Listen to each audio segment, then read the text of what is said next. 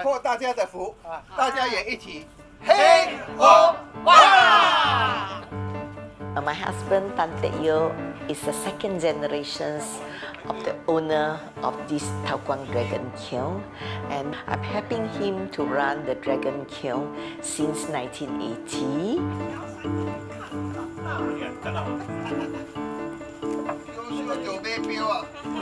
Frankly speaking, as my age, it's a very tough journey for me.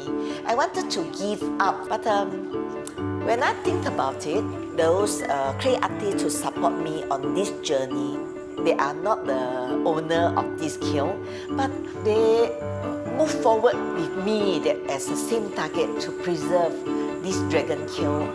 Then I really can't give them up.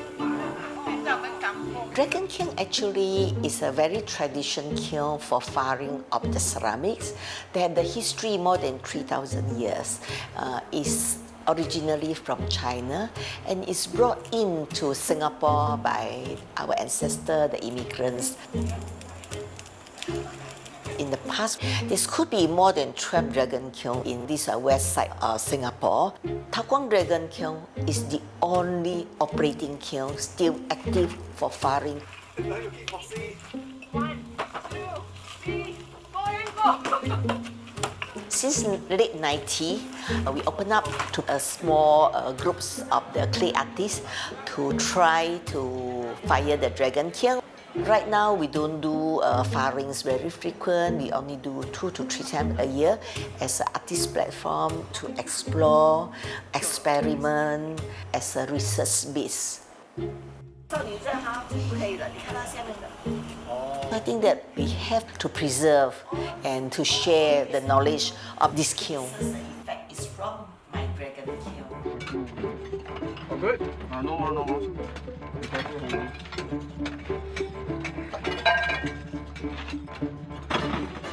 This October firing, I recruit a lot of young ones. Then I found that some of them very interested and very passionate also.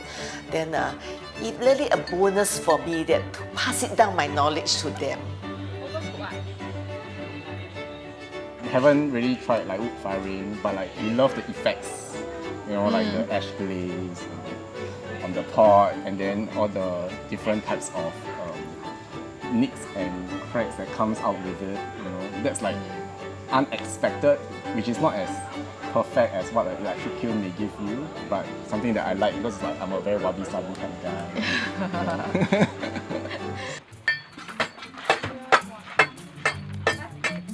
1米几？1米8，1米8，哦，是比较辛苦的。So the whole process is like really random, right? Because different parts of the chamber get different temperature, and then because of the placement of the pieces, you get different effect. The fire move in a very different way. So it's really unpredictable. There's just so many variables. We just pray and hope. To the kiln god. Oh, wow. Now we're on that now.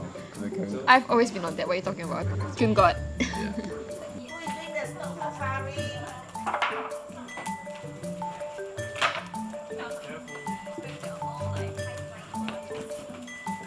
I think I learned a lot from this experience, from the technical aspects, as well as this on-hand experience where you need to look at the smoke and see what color is it to tell whether is it over-fired, like the dampness of the wood or whatever.